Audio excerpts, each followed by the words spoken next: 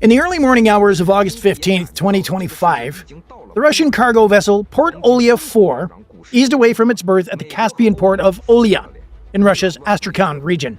On the surface, it was just another routine voyage across one of Russia's safest waterways. Ukrainian intelligence later confirmed the cargo included Iranian ship Shahed drone parts and ammunition, lifeblood for Russia's long-range strike campaign. To Moscow, the trip looked untouchable. After all, who would dare strike a ship sailing hundreds of kilometers inside Russian territory in a closed sea bordered only by allies or neutrals? Well, Ukraine had other plans. Unbeknownst to the crew, hundreds of miles away, operators were already tracking the vessel's slow progress across the Caspian. Above the water, a Ukrainian long-range strike drone slicing through the night sky at low altitude. Radar cross-section minimal, engines tuned for silence. This wasn't a probing strike, it was a message. The drone wasn't after soldiers or bases. It was targeting Russia's confidence, its assumption that the Caspian Sea was off limits. For years, the Caspian had been portrayed by Moscow as an inner sanctuary, beyond the reach of Western weapons and Ukrainian ingenuity. The logic was simple. It's landlocked, far from the front lines, and heavily monitored by Russian air defenses. But at 4:17 that morning, that theory collapsed. Minutes later, flames would be licking across the deck of the Port Olya-4, black smoke curling into the dawn sky. For the Russian Navy, this was no minor embarrassment. This was a wake-up call.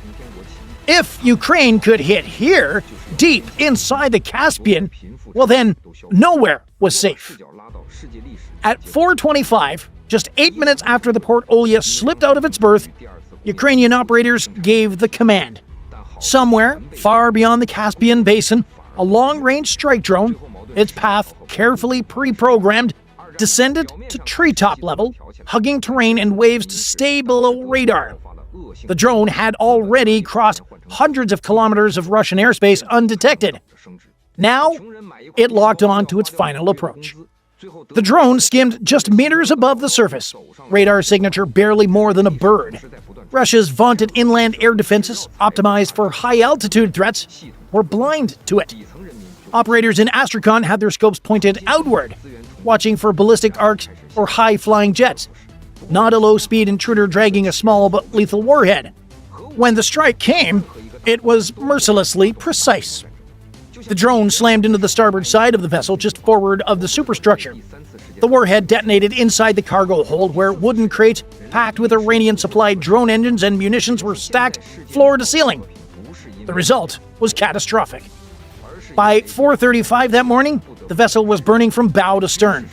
Black smoke and orange flames turned the pre-dawn horizon into a floating inferno.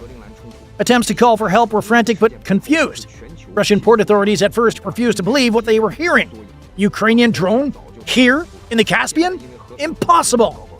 Well, it was very possible. The attack on the Port Olya-4 didn't happen in a vacuum. To understand why Ukraine would risk striking so deep inside Russian territory, you need to understand the Caspian Sea and why Moscow considered it untouchable. On a map, the Caspian looks like an oversized lake, locked away from the world. No connection to NATO waters, no Ukrainian shoreline, just 5 states border it: Russia, Kazakhstan, Turkmenistan, Iran, and Azerbaijan. For Moscow, that meant friendly or neutral waters.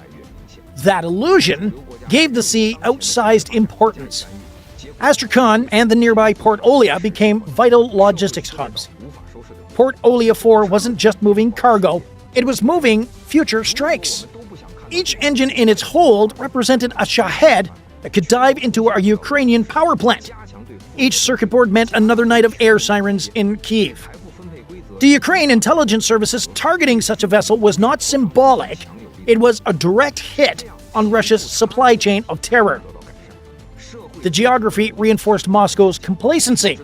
Unlike the Black Sea, where Ukrainian sea drones and Western surveillance give Kyiv room to maneuver, the Caspian was thought to be out of reach. Russian commanders didn't waste resources on convoys or layered escorts here. Why would they? From their perspective, the Caspian was like a private lake. That's why the strike mattered so much. It shattered not only a ship, but also a doctrine. The idea that distance and geography could guarantee safety was proven false. If a Ukrainian drone could navigate hundreds of kilometers to blast a cargo ship in Russia's own inland sea, then no port, no refinery, and no logistics hub was beyond reach. For Kyiv, it was a message. Sanctuaries don't exist. For Moscow, it was a nightmare. The strike on Port Olya-4 hit harder than any warhead. It struck Russian pride. Within hours, Russian state media scrambled to control the narrative. First reports were vague. A fire aboard a civilian vessel in Astrakhan Oblast, under investigation, no threat to navigation.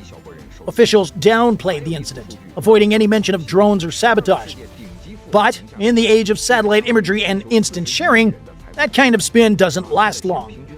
By the next morning, Ukrainian intelligence released overhead images showing the crippled ship lying half-submerged at its berth, smoke stains streaking the deck, and a slick of fuel spreading on the water.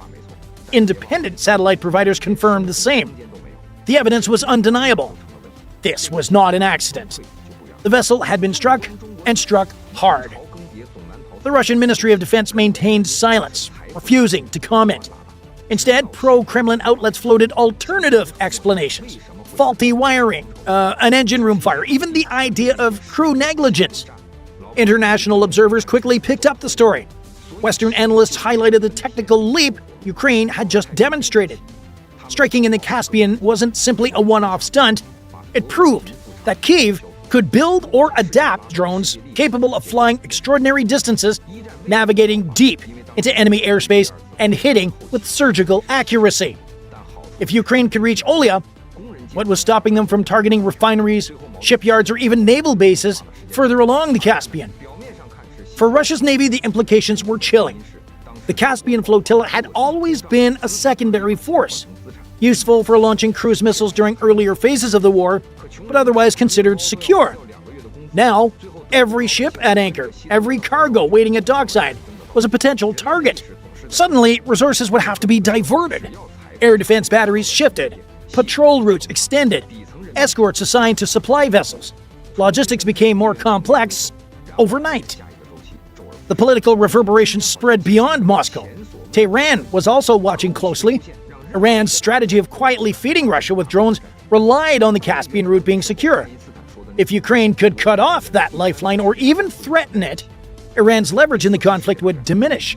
Reports circulated that Iranian advisors were urging Russia to harden port defenses, fearing further strikes that might sink ships before their cargo ever reached Russian soil.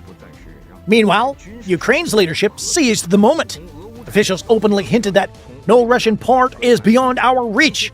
It was psychological warfare as much as it was physical, forcing Russian commanders to rethink what rear area really meant. Kyiv's message was blunt: distance does not equal safety. The strike also served another purpose. It emboldened Ukraine's allies. For months, questions had swirled in Western capitals about whether support was making a tangible difference on the battlefield. The smoking hull of Port Olya-4 was proof that Ukraine could innovate, adapt, and strike asymmetrically, even without a large navy or long-range missile stockpiles. A drone, built in workshops and guided by clever operators, had just punched through one of Russia's supposed safe zones. The consequences were clear. Russia's logistics chain had just been bloodied. Its myth of sanctuary shattered. Ukraine, with one audacious strike, had redrawn the map of vulnerability. This wasn't just about one ship. It was about rewriting the rules of the war. Geography had always been Russia's ally.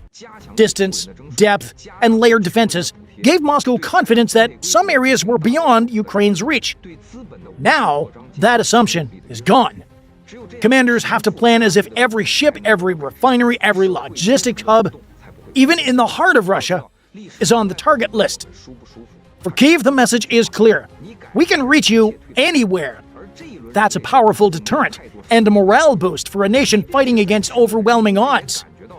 For Moscow, it's a headache that multiplies with every kilometer of coastline and every ship sailing in safe waters. The Port Olya-4 thought it was safe. It wasn't. It challenged Ukraine and paid the price. What do you think? If Ukraine can hit into the Caspian Sea, where might they go next? Drop your thoughts in the comments. I'll be reading. Thanks for watching. Don't forget to hit that like button, subscribe for more Frontline stories, and share this video with someone who still thinks that Russia has safe zones. And hey, if you want to go a step further and support the channel directly, join the fleet. You get loyalty badges, priority responses, and you help us bring more true maritime stories to the surface. Click join on our channel page and get on board. And remember, the next time that someone tells you that the Caspian Sea is a safe backyard for Russia, just ask them, safe for who? I'll see you in the next one.